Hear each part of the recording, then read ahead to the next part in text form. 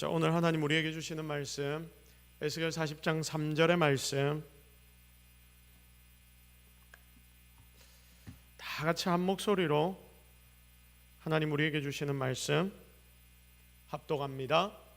나를 데리시고 거기에 이르시니 모양이 녹같이 빛난 사람 하나가 손에 삼줄과 측량하는 장대를 가지고 문에 서 있더니.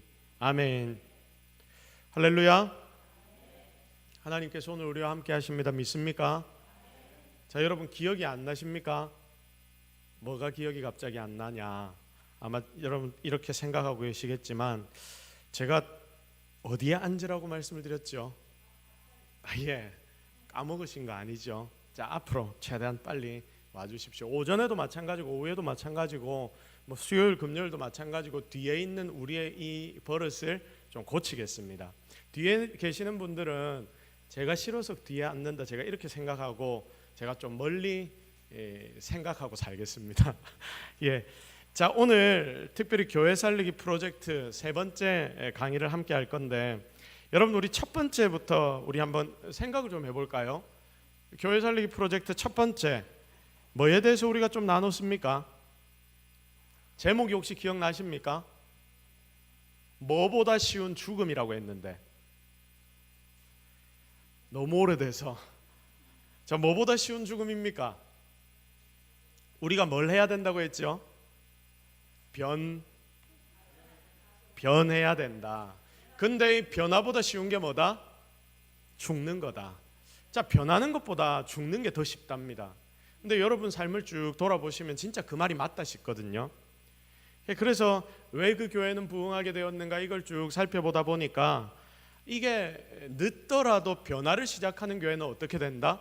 살아날 수 있는데, 이게 늦었다 생각하고 아니면 나는 이게 좋아 이렇게 생각하고 계속해서 변화하기를 생각하지 않는 교회는 어떻게 된다? 결국 죽게 된다. 근데 여러분 시대가 지금 얼마나 빠릅니까?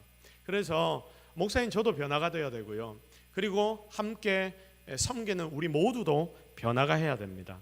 자, 그래서 이번에 2024년 새롭게 바뀔 때 좀 많은 것들을 변화시키고 싶습니다. 그래서 우리가 무엇이 변해야 하는지 여러분이 좀 계속해서 고민해 보시고, 이런 변화들의 부분들 여러분 생각나면 저에게 말하기가 좀 부담스러운 우리 장로님들도 계시고 권사님들도 계시니까 그 루트를 통해서 다 좀 우리가 어떤 부분을 변화시키자, 이런 부분들은 여러분이 함께 건의해 나가야 됩니다. 이거 잊지 마시고 계속해서 함께 변화를 만들어 가도록 하겠습니다. 자, 두 번째 시간은 뭐 했죠? 이제 변화를 시작해야 되는데 이 승리하는 교회, 살아나는 교회에 대한 특징들을 쭉 살펴봤더니 첫 번째 비결이, 살아나는 교회는 이런 비결이 있더라. 그래서 첫 번째 비결을 뭐라고 했습니까? 뭐를 벗어나기? 책임을 전가하는 것을 벗어나자. 다 같이 따라하겠습니다. 책임 전가 벗어나기. 시작. 한마디로 말하면 뭡니까? 남 탓을 하자 말자. 남 탓을 말자. 죽어가는 교회의 특징을 이 톰 레이너라는 이 교회 성장학자이기도 하고 그리고 통계학자이기도 해서 교회마다 컨설팅을 막 해주러 다니는데, 얼마나 많은 교회를 가서 보았는데 그 교회마다 가서 특징들을 보면 이 교회는 살아나겠구나, 이 교회는 조금 있다가 도태되겠구나, 이걸 깨닫게 되었는데, 그 첫 번째 비결이 뭐였냐면 각 교회마다 갔는데 그 교회에서 자기가 잠시 가서 한 주, 두 주 이렇게 컨설팅을 해주고 사람들을 만나고 그렇게 돌아볼 때에 이 안 되는 교회의 특징 제일 첫 번째가 이거더라. 그게 뭡니까? 책임 전가를 하더라. 모두가 다, 물론 무언가 잘못된 데는 그 잘못된 이유들이 있겠죠. 그런데 잘 되는 교회를 가보면 그 잘못된 이유들을 찾아내서 그걸 바꾸기 위한 노력에 최선을 다하는데, 잘 안 되는 교회는 보니까 그걸 바꿀 생각은 하지도 않고 네가 잘했니, 내가 잘했니, 네가 잘못했니, 내가 잘못했니 그러면서 모든 걸 다른 이들에게 책임 전가를 하더라. 그래서 우리 교회가 성장하고 새롭게 되려면 우리는 무엇을 시작해야 된다? 책임 전가를 어떻게 해야 된다? 벗어나야 된다. 탓하는 게 중요한 게 아니라는 거죠. 이미 다 시간이 지나고 이미 다 그렇게 돼버렸으면 어떻게 해야 됩니까? 이제 탓하는 건 놔둬 놓고 잘못된 부분들을 어떻게 해야 된다? 좋게 고쳐나가야 된다. 진짜 사랑하는 여러분, 우리가 이 교회를 이렇게 새롭게 바꾸어 나가는 그런 성도들이 되기를, 그런 가족들이 되기를 주님의 이름으로 축복합니다. 이게 진짜 중요한 부분입니다. 그래서 오늘은 이제 여러분 기억이 안 나시면 유튜브 들어가면 다 지난번에 우리가 공부했던 내용들이 좀 기록이 돼 있잖아요. 그거 한 번씩 돌아보시면 아마 정리가 될 겁니다. 그 중간에 몇 주가 좀 비어 있어서 이런저런 일들이 있어서 좀 비어가지고 몇 주를 건너뛰고 지금 우리가 모이니까 지난주 지지난주가 아니고 뭐 그 전주니까 좀 잊어버릴 수 있는데, 한번 가서 우리 교회가 이렇게 바뀌면 좋겠다 하는 생각을 가지고 함께 잘 살펴보도록 하겠습니다. 자, 오늘은 이제 오늘은 두 번째 비결과 세 번째 비결을 함께 살펴볼 건데, 두 번째 비결과 세 번째 비결을 합쳐서 세 번째 바른 지표 세우기라는 제목으로 함께 좀 오늘 교회를 살리기 위한 방법을 살펴보도록 하겠습니다. 자, 오늘 여러분에게 나눠드린 강의안 보십시오. 자, 오늘 비결 2, 비결 3이 함께 적혀 있죠. 비결이 뭐라고 되어 있습니까? 자, 같이 시작. 자, 이게 말을 좀 많이 해야 됩니다. 여러분 같이 입을 벌려 주십시오. 비결이 무엇입니까? 전통의 뭐를 조심해라? 타이틀은 계속 띄워주세요. 이제부터 타이틀은 방송실 타이틀 전통의 함정 벗어나기 하면 전통의 함정 벗어나기 타이틀을 띄워주십시오. 자, 전통의 함정 벗어나기, 전통의 우상화를 조심하라, 이 내용입니다. 자, 여러분 전통이 악입니까 아닙니까? 전통이 악입니까 아닙니까? 반대로 질문하겠습니다. 전통이 선입니까 아닙니까? 전통이 선이 아닙니까? 전통은요, 선이 될 수도 있고 악이 될 수도 있습니다. 근데 이 전통이란 건 굉장히 우리에게 도움이 되지만 이걸 자칫 잘못 사용하면 어떻게 된다? 악처럼 될 수가 있다, 이 말입니다. 그래서 이 말을 하는 거예요. 전통의 함정을 벗어나자. 전통이 잘 사용하면 좋은 것인데 전통을 잘못 사용하면 어떻게 된다? 함정이 돼버릴 수 있다. 그러니까 이 전통이 우상숭배가 될 수도 있는 거예요. 여러분 그런 예를 한번 살펴볼까요? 그래서 이 톰 레이너라는 이 목사님이 정리를 쭉 해놨습니다. 뭘 정리를 해놨냐면 교회 문제와 분열을 일으키는 10가지의 전통이라고 해서 잘 사용하면 좋은데 이걸 문제시켜버리는 그런 교회들이 많더라, 이런 부분에 대해서 조사를 쭉 해놨더라고요. 첫 번째가 뭐냐면 예배 음악과 형식입니다. 여러분 어떤 교회는 예배 음악에 목숨을 겁니다. 어떤 교회는 그렇습니다. 여러분 어떤 교회 가면요, 예배 때 음악은 이런 걸 사용해야 된다. 전에도 제가 한번 말씀을 드렸죠. 어떤 교회 가면 아직까지도 그런 교회가 있습니다. 굉장히 전통적인 교회인데 이 교회 하여튼 명칭을 제가 잘 모르겠는데 그 교회는 피아노도 없습니다. 드럼도 없습니다. 드럼은 놓을 수도 없고요. 그 다음에 기타 이런 악기가 하나도 없습니다. 무악기파라고 합니다. 지금도 있습니다. 지금도 부산에도 몇 군데가 제가 있다는 걸 알고 있습니다. 여기에는 음악에 목숨을 겁니다. 음악의 이 음조들이 사람의 마음을 어떻게 감정을 고조시키니까 우리는 사람의 감정을 고조시켜서 마치 내가 하나님을 예배하는 것처럼 착각하게 만드는 모든 것을 다 없애겠다, 이런 의도겠죠. 그래서 거기에 가서는 음악을 연주하면 안 됩니다. 하나님께 만약에 거기 가서 음악을 연주해버리면 어떻게 될까요? 이단처럼 돼버리겠죠. 자, 그래서 이게 그런 곳뿐만이 아니라 각 교회마다 전통이 심한 교회는 찬양대 앞에 우리 찬양대 나오고 오전 예배 때 찬양하지 않습니까? 어떤 교회는 찬양대 목숨을 거는 교회도 있고요. 여러 가지로 굉장히 다양합니다. 자, 그래서 예배의 음악과 형식에 목숨을 거는 교회가 있는데 이 전통은 우리가 잘 따라야 하지만 이 부분이 정말 교회의 핵심은 아닌 거예요. 그러니까 우리가 어떤 부분에서 조심해야 할지를 잘 봐야 합니다. 자, 그리고 또 어떤 교회는 예배 순서에 목숨을 걸더라 하는 겁니다. 예를 드는데 원래는 헌금 순서가 예배 초반에 있었답니다. 그런데 이 목사님이 헌금 순서가 초반에 있으니까 헌금 순서 때문에 예배 바로 찬양을 하고 난 뒤에 설교 말씀으로 하나님의 말씀으로 들어가는데 좀 집중이 방해가 된다고 해서 이 목사님이 헌금 순서를 어디로 빼버렸냐면 예배 끝나기 전으로 옮겨버린 겁니다. 우리 교회처럼 예배 끝나기 전으로 옮겨버린 거예요. 자, 근데 이것 때문에 난리가 난 겁니다. 교회 어떻게 예배 시작에 하나님 앞에 드리는 그 헌금을 뒤로 빼버릴 수 있습니까? 교회가 굉장히 시끄러워졌답니다. 여러분, 교회 헌금의 순서 때문에 이렇게 시끄러워지는 게 맞는 일입니까? 틀린 일입니까? 틀린 일이죠, 이건. 그러니까 자기들이 전통으로 삼고 막 가져왔던 이것 때문에 교회가 문제가 되더라. 자, 예배의 시간도 마찬가지입니다. 여러분, 우리가 지금 11시에 예배를 드리고 3시에 예배를 드리는데 11시에 예배를 드리고 저녁 8시에 예배를 드려도 됩니까? 안 됩니까? 됩니다. 예배 시간에 목숨 걸 필요 없습니다. 11시 예배를 12시에 예배로 드려도 됩니까? 안 됩니까? 되는 거예요. 자, 그리고 목사의 역할에 관해서도 이게 전통적으로 내려온 여러 가지 상황 때문에 이 목사의 역할 때문에도 이 전통이라는 함정 가운데 빠지는 교회도 제법 많이 있다고 합니다. 여러분, 보통 성도들은 어떻게 생각하느냐? 목사는 전지하고 전능해야 한다, 이렇게 생각합니다. 저는 전지하지 못하고 전능하지 못합니다. 저는 못하는 게 너무나 많습니다.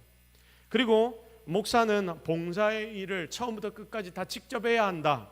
많은 성도들이 그렇게 생각을 합니다. 보통 그렇게 생각을 하죠. 목사가 모범은 보이는 게 맞다. 저도 그렇게 생각을 합니다. 그런데 이게 한계가 애매하거든요.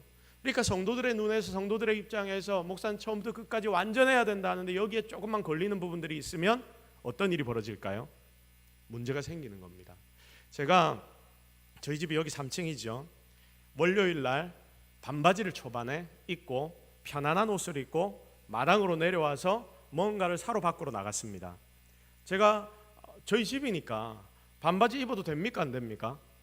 되죠. 편한 옷 입어도 됩니까? 안 됩니까? 되죠. 제가 초반에 나와가지고 쫙 내려가는데 우리 교회 예전에 나왔던 성도 중에 한 분을 만났습니다.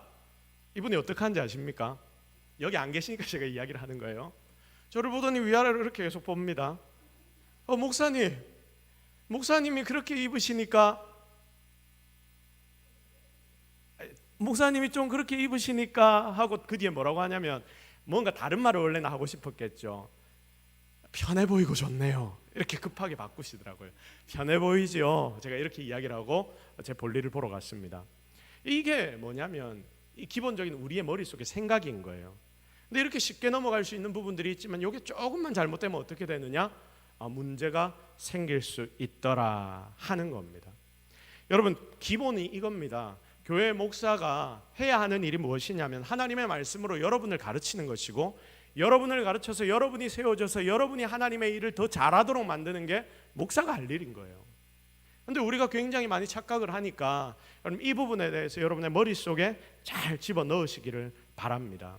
그래서 이게 왜 문제가 더 되냐면 우리가 목사님이 남을 훈련시키는 사람이다 이렇게 생각을 안 하고 목사님 처음부터 끝까지 다 완전하게 해야 되는 사람이다 이렇게 생각하다 보면 나중에 목사님은 처음부터 끝까지 모든 걸 다 해야 되고 우리가 교회에서 월급을 주는데 목사님 그것도 안 하면 어쩌노, 여러분 이런 소리가 나오는 거예요. 여러분, 교회에서 목사한테 월급을 주는데 월급을 준다 이 말이 맞는 말입니까? 틀린 말입니까? 여러분, 이거 잘못된 겁니다. 교회에서 목회자가 받는 것은 월급이 아니라 사례입니다. 월급과 사례의 차이가 무엇입니까? 월급은 한 달 동안 수고했다고 네 수고했다고 주는 거고요. 사례라는 것은 이 일하는 것과는 사실은 상관이 없습니다. 우리 교회에서 이 교회 하나님의 말씀으로 잘 세워달라, 하나님 대신 이 자리에 세워져 있기 때문에 그 부분에 대하여 한 달을 살아가게 우리 교회에서 이만큼 대우해 드리겠습니다. 이게 바로 사례인 거예요. 근데 달마다 받으니까 이게 굉장히 혼동이 오기 쉬운 부분이 되는 거죠. 여러분, 우리가 이 부분에 대해서 여러분들이 잘 이해를 해주시면 훨씬 더 아름답고 잘 세워진 교회가 될 줄로 믿습니다. 그리고 또 문제가 되는 부분 중에 하나가 뭐냐면 교회 위원회들이 많이 세워지거든요. 우리는 위원회들이 많이 없지만 교회 규모가 커지다 보면 위원회가 생기는데 나중에는 위원회가 생기고 또 다른 위원회가 생기고 이런 게 막 생기다 보면 서로 자기들끼리 싸우고 막 난리가 납니다. 여러분, 이런 위원회가 있을 필요가 있을까요? 없을까요? 있을 필요가 없게 되는 거예요. 처음에는 어떤 프로젝트를 맡기기 위해 만들었는데 이 위원회가 만들어졌다가 안 없어지다 보니까 문제가 되더라. 자, 그리고 사역과 프로그램 같은 것도 문제가 됩니다. 자, 어떤 전도의 프로그램을 목사님이 어딘가에서 배워가지고 옵니다. 목회자가 배워와서 이 교회에서 새롭게 시작을 합니다. 근데 나중에 시간이 지나다 보니까 어떤 일이 벌어지냐면 이 전도를 하려고 이 프로그램을 가져와서 이 프로그램을 시작했는데 전도하는 것보다 이 프로그램대로 진행하는 게 더 집중되는 때가 있더라고요. 교회마다 가보니까. 여러분, 이러면 됩니까? 안 됩니까? 본질에서 흐트러져 버리는 거죠. 절대로 이러면 안 됩니다. 자, 그리고 또 문제가 되는 것 중에 하나가 뭐냐면 교회의 건물. 여러분, 예배당 거룩합니까? 안 거룩합니까? 거룩하죠. 그런데 여러분, 예배당이 거룩한 이유는 무엇 때문입니까? 이곳에서 예배드리기 때문에. 여러분, 이 공간을 다른 일로 사용해도 됩니까? 안 됩니까? 자, 다시 질문드려요. 이 공간을 다른 일로 사용해도 됩니까? 안 됩니까? 됩니다. 뭐 세상 여기서 술 먹고 담배 피우고 이런 거 말고요. 여러분, 이 공간을 다른 일들로 사용할 수 있습니다. 왜냐하면 그때는 이곳에서 예배드리지 않기 때문에. 그리고 주변의 이웃들에게 이 공간을 빌려주고 그리고 이 공간에서 함께 이웃들과 시간들을 보낼 수 있는 자리를 마련해 주는 건 굉장히 좋은 일입니다. 무엇 때문에? 전도의 방향이 되기 때문이다. 여러분, 우리가 이렇게 집중을 해야 됩니다. 제가 어릴 때 제 친구들과 함께 이 교회 강대상 위에 뛰어 올라왔습니다. 어떤 일이 벌어졌을까요? 난리 났죠. 권사님한테 귀 잡혀 끌려가고 어떻게 이 거룩한 강대상 위에 니들이 딴 데서는 다 뛰어놀아도 되지만 거기는 절대 안 돼! 막 장로님 앞에 가서 너가 아빠 장로님인데 그래도 되겠나 막 이런 말 듣고. 여러분, 어린 마음에 이곳이 정말 거룩한 곳이구나 제가 그렇게 깨달았을까요? 아니요. 저가 뭐라고 왜 그러지? 어린 생각에 제 마음에 그런 생각이 들었습니다. 교육을 잘 시키든지 아니면 여러분, 이것 때문에 이 공간에 올라왔다고 막 번개 맞고 죽고 이런 거 아니잖아요. 조금 자유롭게 해줄 필요도 있겠다 싶습니다. 자, 그래서 여러분, 이런 교회 건물들 또 한 가지 더 질문 드려보겠습니다. 자, 이 교회를 우리가 팔고 다른 곳으로 가서 그곳에 예배의 처소를 삼고 예배를 드릴 수 있을까요? 없을까요? 있지요. 여기저기 돌아다니면 다 우리의 손때가 묻은 곳이라서 그러고 싶진 않거든요. 하지만 상황이 그리고 하나님이 원하신다면 우리는 그렇게 할 수 있다 없다? 이런 마음들을 가져야 하는 것입니다. 교회 안에 어떤 특정 공간에 대한 생각들도 좀 달라져야 하고 그리고 아까 이야기했던 회의 같은 것들. 그래서 결국은 이 톰 레이너란 목사님이 결론을 마지막에 어떻게 내냐면 전통보다 중요한 것은 기도이다. 전통보다 중요한 것은 성도 간의 하나됨이다. 이렇게 말씀을 하더라고요. 더 중요한 게 그러니까 뭐라는 말입니까? 우리끼리 마음을 모아서 이 공간, 이 예배드리는 이 공간을 어떻게 더 아름답게 꾸밀까? 우리가 함께 의논해서 함께 세워나가는 거다라는 말이죠. 전통보다 중요한 게 무엇이다? 우리가 함께 모아 마음 모아 행하는 것이다. 물론 전통을 무시하라는 말 절대 아닙니다. 전통을 기반으로 삼고 거기에 더 좋은 방법을 위해서 우리가 함께 교회에서 논의해서 행할 부분들은 행할 수 있다라는 의도로 여러분이 좀 받아들이시면 훨씬 더 이 교회가 세상 가운데 나아가는데 그리고 교회에 예수 그리스도의 이름을 증거하는데 훨씬 더 도움이 많이 될 거라 생각됩니다. 그렇게 딱딱하게 전통 때문에 굳어 있는 교회는 새 가족들이 오더라도 어떻게 됩니까? 적응 잘 못합니다. 여기가 왜 이럴까? 여긴 참 무섭다 생각하고 나가는 분들이 생길 겁니다. 우리가 초점 맞춰야 하는 것은 이 말세 때에 그리스도의 이름을 나눈다는 것, 여기에 초점을 함께 맞추어 주시고 진짜 중요한 게 무엇인지 항상 우리가 함께 고민해 나갔으면 좋겠습니다. 자, 비결 3번 우리 같이 읽겠습니다. 시작. 다른 측정을 위해 뭘 만들어라? 자, 점수판이 뭘까요? 점수판. 점수를 매겨봐라. 점수를 매겨봐라. 자, 우리가 쉽게 점수를 매길 수 있는 게 무엇이죠? 출석 같은 거. 자, 소생하는 교회를 쭉 이 목사님이 둘러봤답니다. 근데 이 소생하는 교회 잘 앞으로 세워지고 참 힘들었지만 다시 세워지는 교회를 다 둘러보니까 거의 그런 교회는 점수판이 있더라. 그리고 그 점수판이 어떻게 되더라? 점점 더 확장되더라. 많아지더라. 그러니까 숫자를 아예 세지 않는 것은 책임감이 없는 것이다. 이렇게 받아들이라는 말입니다. 그러니까 결국은 이 점수판을 통해서 우리 모든 성도가 그리고 목회자가 다 같이 무엇을 가지자? 교회에 대한 책임감을 가지자. 책임감을 가지자. 다 같이 따라하겠습니다. 함께 책임감을 가지다. 시작. 무슨 말인지 아시겠죠? 우리가 함께 이 점수판을 만들자라는 말은 우리가 함께 책임감을 가지자라는 의미입니다. 무엇을 어떻게 셀 것인가가 굉장히 그래서 중요합니다. 그래서 현 상태, 우리 교회의 현 상태를 알 수 있는 점수판에 대하여 여러 가지 기준들이 있는데 하나씩 좀 살펴보도록 하겠습니다. 첫 번째가 뭡니까? 예배 출석 교인 수. 자, 예배 출석 교인 수를 어떻게 하냐면 추적 조사를 하는 거예요. 그렇다고 이 의미를 여러분들이 이렇게 받아들이지 마십시오. 이 교회의 출석 숫자를 세면서 이 출석 숫자를 늘리기 위해 혈안이 되어 있다, 이런 의미가 아니라는 것입니다. 어쨌든 우리의 현재 상황이 어떠한지를 함께 자기 자신에 대해서 알아야 앞으로 우리가 어떻게 나아가야 할 그 방향을 깨닫지 않겠습니까? 그래서 출석 교인 수를 추적 조사하는 거예요. 자기 자신을 우리를 돌아보는 거죠. 그리고 아까 전에 이야기했듯이 나의 무엇을 위해? 책임감을 위해.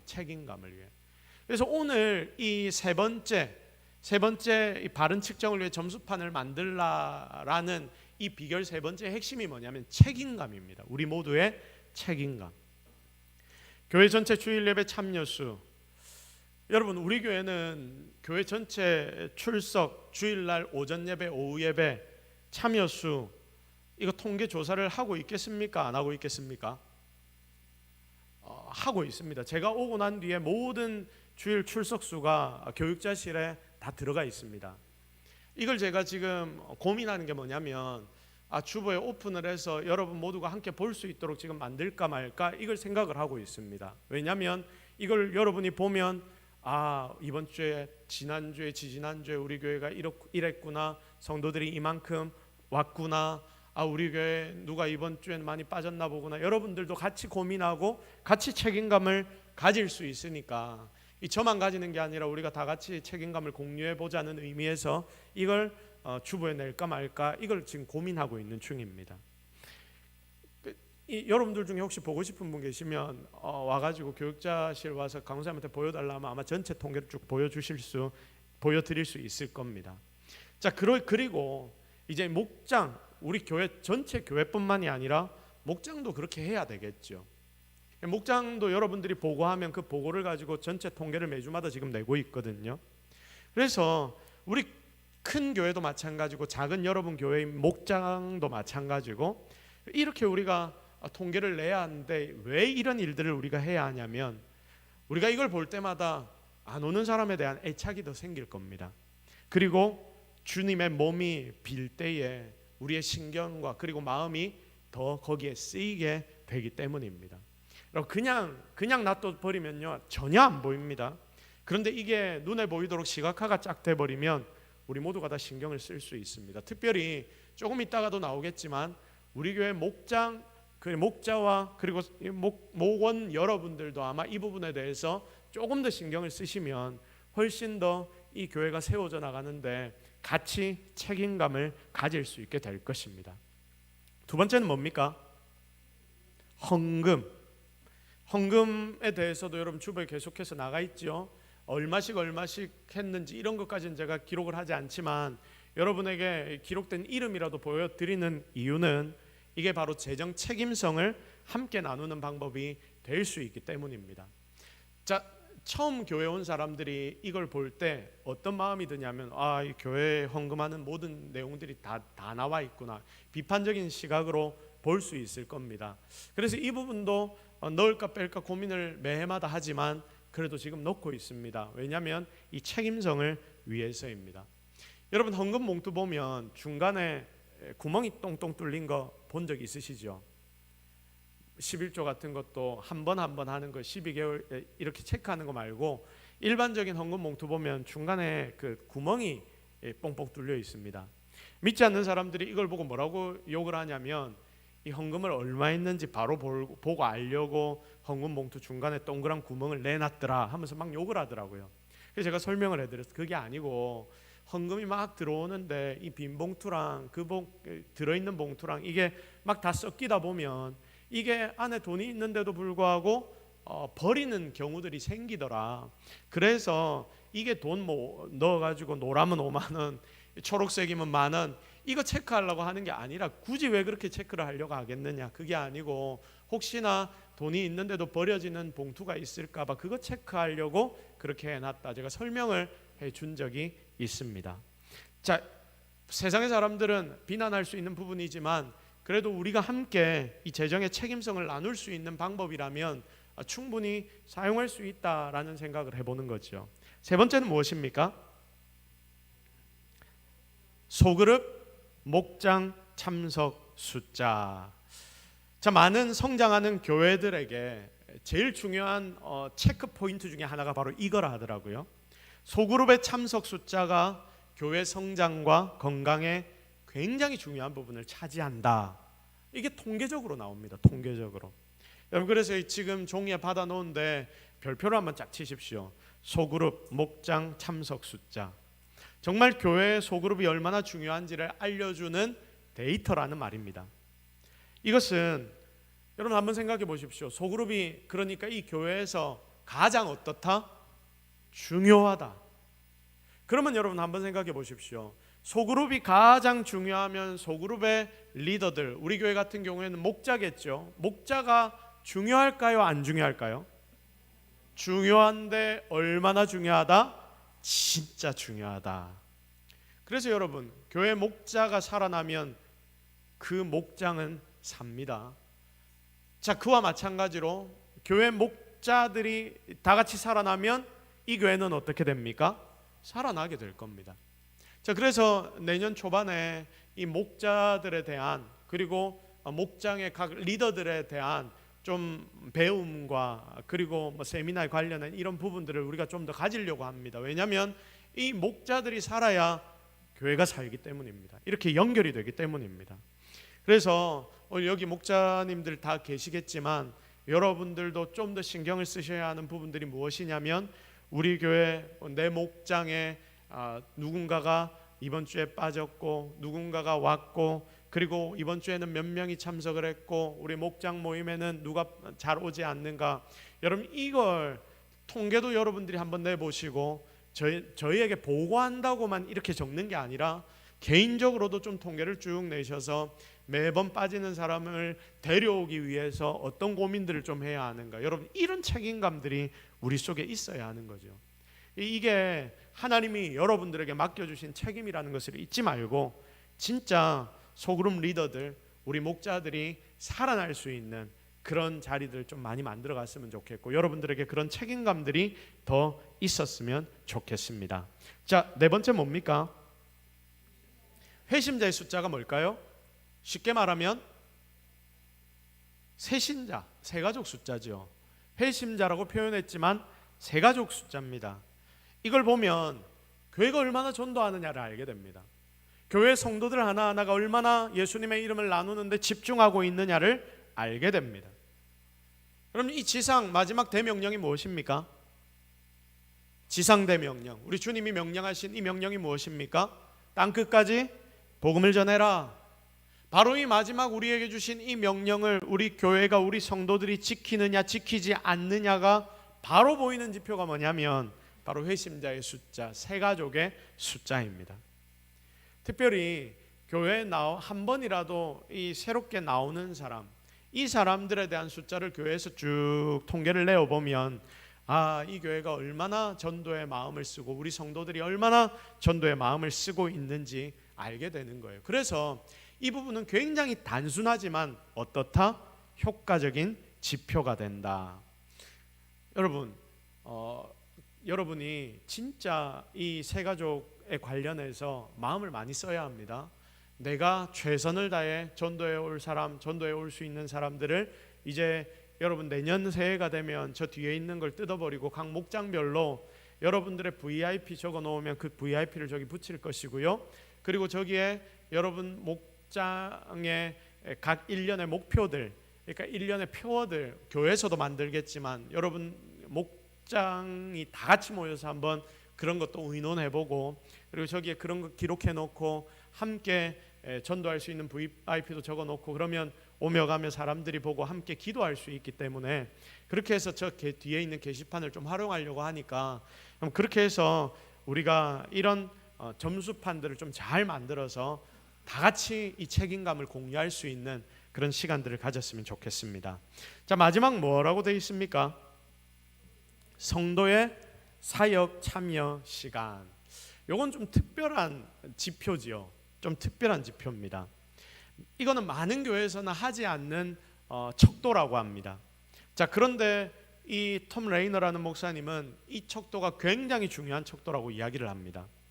출석 교인 숫자, 회심자 숫자, 새가족 숫자, 그리고 소그룹 참여 숫자, 이런 거는 몇 명이나 왔는지 딱 세보면 바로 나오니까 이건 참 측정하기가 쉽습니다. 그런데 성도의 사역 참여는 측정 자체가 쉽겠습니까? 어렵겠습니까? 어렵습니다.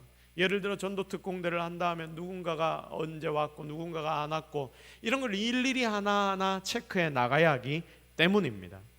그러나 교회가 얼마나 내적으로 탄탄해지는지는 성도들 개개인 전체가 얼마나 많은 교회 사역에 함께하고 있는가, 이 부분에 대하여 그래서 끌어올릴 수 있는 만큼 끌어올린다면 이 부분에 대하여 내적으로 더욱더 이 교회가 탄탄해지는 그런 지표가 된다라는 거죠. 무슨 말인지 이해가 되시죠? 자, 그래서 이거는 우리 교회에서는 다른 어떤 지표를 내놓은 건 없지만 제가 그냥 머릿속으로 여러분들에 대하여 나름대로 누구 이렇게 다 그려져 있으니까 이런 부분에 대해서도 이제 저도 고민하는 거죠. 이걸 어떻게 지표화를 시켜볼까, 어떻게 하면 좋을까, 이 고민을 하고 있습니다. 제가 방금 전에 여러분들에게 말씀드린 이런 지표들 뿐만 아니고 다른 점수판을 우리 교회 나름대로의 어떤 점수판을 만들 수도 있습니다. 그래서 여러분 이런 점수판을 우리가 잘 활용해서 이 교회가 발전할 수 있고 또 하나님 뜻 안에 사람들께 세워져 갈 수 있도록 만들 수 있는데 도움을 받을 수 있다면 우리가 적극적으로 행해야 하지 않겠나. 저와 여러분이 함께 마음을 모아서 이런 점수판들을 잘 만들어 갔으면 좋겠습니다. 자, 그래서 두 번째 같이 읽겠습니다. 시작. 자, 어떤 방향으로 가고 있는지를 확인하라. 옳은 방향으로 가고 있는지를 확인하라. 자, 지금 살아나는 교회를 이야기를 하는데 왜 점수판을 이야기하냐? 옛날에 여러분 생각나십니까? 옛날에 교회 뒤에 딱 가보면 성미해서 포도 그림 막 붙일 수 있도록 만들어가지고 52개의 포도알이 있고 막 거기에다가 성미를 내면 막 포도알 붙이고, 그리고 주일 참석한 분들도 이전에는 교회 성도들 이름을 쫙 다 적어서 오신 분들 거기에 스티커를 막 다 붙였지 않습니까? 옛날엔 다 그랬거든요. 지금은 그렇게까지 할 필요가 있겠나 해서 이게 많이 사라졌는데, 굳이 교회에서 옛날에 하던 것 같은 걸 다시 가져와 가지고 이걸 부활시켜야 하나, 이런 질문들이 있을 수 있습니다. 우리 다 성인이고 그렇게 안 해도 주의 몸된 교회를 위해 섬길 수 있는데 우리를 너무 점수화시키는 것 아닌가, 그리고 교회가 너무 숫자에만 집중하는 거 아닌가, 이런 비난들이 여기에는 나올 수 있습니다. 얼마나 왔고 누가 어떻게 했고, 그리고 누가 좀 많이 빠졌으니까 이 사람은 점수가 낮고, 이렇게 점수화를 시키는 게 아닙니다. 이걸 검사하는 게 아닙니다. 자, 우리가 지금까지 여러분 이번 한 해 11월까지 쫙 지내왔죠. 그리고 12월을 지내고 이제 내년이 되면 2024년이 되는데, 우리가 이제까지 해왔던 모든 방식들이, 여기저기 다른 모든 부분들의 방식들이 전과 달라져야 하는가, 그대로 계속해서 가도 되는가, 여러분 이 부분에 대해서 깨달아 보자는 거죠. 좀 더 정확하게 우리가 점수를 내고, 우리가 좀 더 정확하게 참여한 인원들을 살펴보게 되고, 그리고 누가 어디에 열심히 수고하고 애썼고 누가 어디에 열심히 수고하지 못하고 애쓰지 못했다면, 이런 통계들을 우리가 쭉 보게 된다면, 아니면 몇 개월 동안 성도들의 참여 인원수가 너무나 줄어들었고 우리가 이런 통계들을 쭉 보게 된다면, 내가 우리가 지금 이대로 있어서는 안 된다는 것을 깨달을 수 있다는 말입니다. 이해가 되시죠? 내 상태를 정확하게 진단할 수 있다는 말입니다. 여러분, 오늘 오전에 대장암 키트 다 받으셨죠? 제가 들어가서 검색을 해봤습니다. 최저가가 얼마인가? 최저가가 얼마일까요? 혹시 저처럼 검색하신 분 계십니까? 최저가 보니까 5,000원이더라고요. 근데 5,000원에 뭐가 붙냐면 배송료가 붙습니다. 그래서 보통 8,000원 정도의 최저가가 쭉 돼 있더라고요. 그 대장암 검사 키트가. 여러분 와서 이야기하고 이제 대장암 검사 키트를 여러분에게 쫙 나눠 드렸는데, 왜 대장암 검사 키트를 나눠 드린 겁니까? 받으니까 기분이 좋습니까? 안 좋습니까? 좋지요. 뭐든지 받으면 좋지 않습니까? 근데 좋으면서도 이거 집에 가서 했다가 혹시나 나오면 어떨까? 막 이런 걱정도 생기지만, 여러분 왜 우리가 이걸 받아가 가지고 이제 집에서 내일 아침에 화장실에 탁 왜 던져 놓겠습니까? 뭐 하기 위해서? 검사하기 위해서. 검사라는 것은 진단이죠. 내가 혹시나 아프나 아프지 않은가, 내가 지금 현재 상황이 어떤가, 이걸 정확하게 진단해야 치료가 시작되는 거예요. 우리도 마찬가지 아닙니까? 이 교회에 뭔가 문제가 있다, 다들 이렇게 이야기하거든요. 우리 교회에 뭔가 문제가 있다, 뭔가 어려움이 있다, 뭔가 잘 안 되는 것 같다, 뭔가 이러면 안 된다. 근데 뭘 이러면 안 됩니까? 이걸 좀 바로 알아보자는 게 뭐냐면, 오늘 이야기하는 이런 점수판이 그런 체크할 수 있는 도구 중에 하나가 된다는 거예요. 눈에 정확하게 보이는 지표가 되는 것이죠. 물론 눈에 보이지 않는 여러 지표들, 우리 성도들 간의 관계부터 시작해서 여러 다른 이런 부분들까지도 우리가 찾아낼 수 있는 어떤 지표를 생각해내야 하겠지만, 제일 쉽게 우리가 접할 수 있는 이런 지표들을 우리가 가지고 이 교회에 지금 필요한 부분, 필요하지 않은 부분, 이런 부분들을 함께 고민해 나가는 겁니다. 제가 지난달에 우리 장로님들과도 당회 때 좀 이야기를 나눴는데, 우리가 지금 오후 예배 때 몇 시에 모입니까? 3시에 모입니다. 근데 제가 보니까 오전 예배 마치고 오후 예배 모이시는 분들은 항상 비슷해요. 우리 교회 중직분들, 열심히 하시는 분들 여기에 다 모입니다. 근데 열심히 하시는 분들은 아침에 일찍 와서 섬기고 봉사하고, 오전 예배 때 또 성가대로 섬기고, 또 식당 봉사까지 하고, 막 마당도 쓸고 막 이렇게 하면서 오후에 3시가 되면 또 여기 다 앉아 계시거든요. 우리 교회에서 이 진단을 좀 해보니까 필요한 사람이 누구냐, 교육이 필요하고 훈련이 필요하고 예배 가운데 들어와야 하는 사람들, 필요한 사람들이 누구냐, 오전 예배만 드리고 빨리 돌아가시는 분들, 이분들이 더 훈련이 많이 필요하다는 생각이 듭니다. 이렇게 진단이 되면 어떤 이야기가 나오겠습니까? 이 오후 예배에 대해서 우리가 좀 고민을 해봐야 되겠다. 그래서 지난달에 장로님들과 좀 이야기를 나눴고요. 이번 달 당회 때, 그리고 연말에 인사당회, 정책당회 하면서 좀 고민이 있을 예정입니다. 그래서 뭔가 더 좋은 방향, 우리 교회가 나아가야 할 방향, 새롭게 그들을 훈련시키고 교육시킬 수 있도록 조금 더 교회의 이 시스템을 바꿔나가는데 어떻게 바꿔나가면 좋을까? 여러분, 이런 고민들이 바로 이런 진단에서부터 나오게 되는 거 아닙니까? 자, 그래서 우리가 지금 이런 부분에 대해서 진단을 함께 해보자라는 이야기들을 나누고 있는 겁니다. 자, 자기의 상태를 정확하게 알아야 합니다. 여러분은 여러분 자신의 상태를 정확하게 압니까? 여러분은 이 교회, 여러분의 목장의 상태를 정확하게 알고 있습니까? 우리가 이번에 오늘의 이 오후의 이 메시지를 통해서 우리 자신을 좀 잘 진단할 수 있는 시간을 가졌으면 좋겠습니다. 지피지기면 뭐라고 했습니까? 지피지기면 백전백승, 적어도 지지는 않는다. 나에 대해 알면 100번 싸울 때 100번 다 승리한다라고 이야기를 하는데, 그러니 여러분, 우리가 이 교회의 실태, 이 교회가 어디까지 올라왔는가, 그리고 우리 목장은 어디에 지금 서 있는가, 나의 신앙은 어디에 있는가, 여러분 자신에 대해서도 이 부분에 대하여 굉장히 잘 파악하는 게 그만큼이나 중요하다. 여러분, 이것을 오늘 좀 깨달으셨으면 좋겠고요. 그래서 여러분 다 같이 따라하겠습니다. 책임을 위한 도구로 삼자. 시작. 자, 오늘 비결 3에 대해서 이야기하면서 제가 여러분들에게 뭐라고 이야기를 했습니까? 책임감이라고 했죠. 책임감. 결국 이 책임감을 저만 가지느냐, 아니면 우리 당에만 가지느냐, 우리 권사님들만 가지느냐, 아니면 우리 모든 성도들이 함께 가지느냐, 이게 중요하다는 말입니다. 교회 모든 성도가 하나가 돼서 모두가 다 책임감을 통감하고 이 교회가 나아가야 할 방향으로 함께 달려나가기 시작한다면 여러분, 이 교회는 어떻게 되겠습니까? 살아나게 될 겁니다.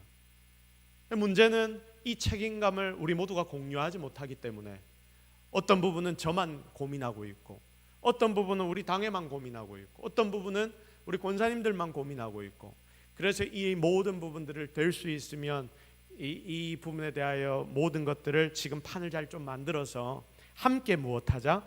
고민하고 책임감을 가지자. 이게 오늘 메시지의 핵심입니다. 그래서 여러분, 살아나는 교회 보니까 많은 상황판을 만들더라. 상황판을 만든다는 것은 모두가 다 함께 그것을 보면서 함께 무엇한다? 책임감을 가지더라. 진짜 오늘 이곳에 있는 여러분들, 그리고 우리뿐만 아니라 여러분의 목장에 있는 모든 성도들이 함께 이 모든 문제들에 대해서 책임감을 가지고 공유할 수 있도록, 그렇게 이 공유할 수 있는 방법들을 잘 만들어가는 그런 교회가 되었으면 좋겠습니다. 결국 여러분, 우리는 제자들의 삶을 배우는, 제자들의 삶의 방식을 배우며 살아가는 자들, 그래서 우리는 예수님의 제자라고 불리는 자들이 성도입니다. 제자들은 예배를 위해 모입니다. 제자들은 소그룹으로 모입니다.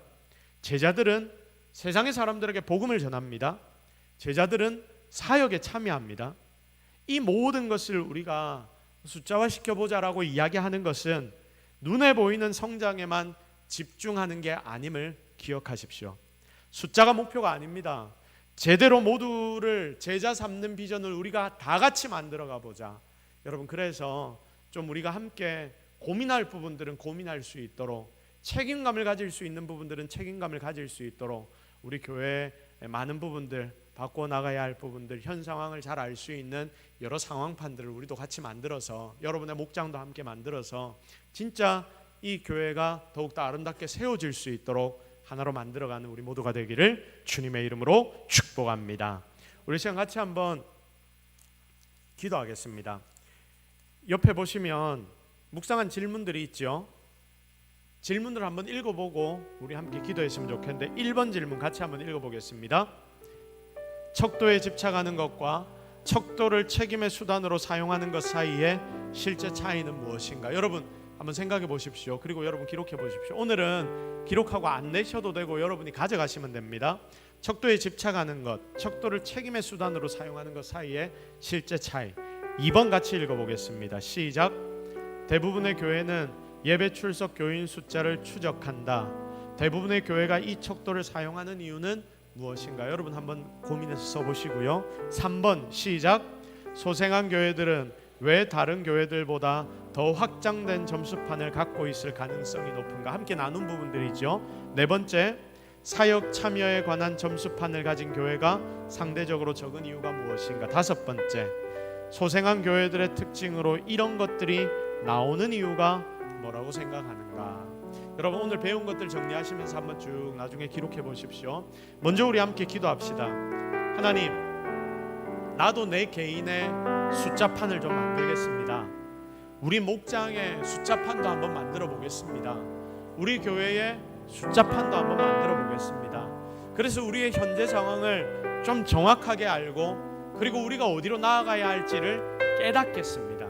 우리가 함께 책임감을 통감하겠습니다. 정말 그런 교회 되게 하시고, 하나님 우리 교회가 그렇게 아름답게 세워질 수 있도록 주님이 도와주옵소서. 우리 함께 오늘 배운 것들을 가지고 하나님 도와달라고 기도하며 나아가는 시간 가지도록 하겠습니다. 같이 기도하십시다. 아버지, 오늘 우리가 하나님 앞에 나아갔습니다. 하나님, 우리에게 척도를 가지라고 이야기하셨는데 이것이 우리 자신을 먼저 제대로 알고, 그리고 책임감을 통감하고, 그리고 우리가 어디로 나아가야 할지 기반이 되는 이런 자리를 만들려는 하나님의 분석인 줄 알고, 정말 우리 자신에 대해서 제대로 무엇을 해내야 할지, 어떻게 나아가야 할지 깊이 고민할 수 있는 우리 모든 친구들이 되게 하여 주옵소서.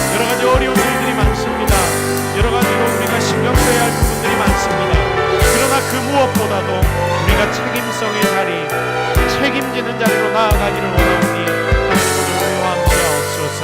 우리를 도와 주시옵소서. 주님 오늘 우리와 함께 하옵소서. 다른 지표를 세워나가는 동서교회가 되게 하옵소서.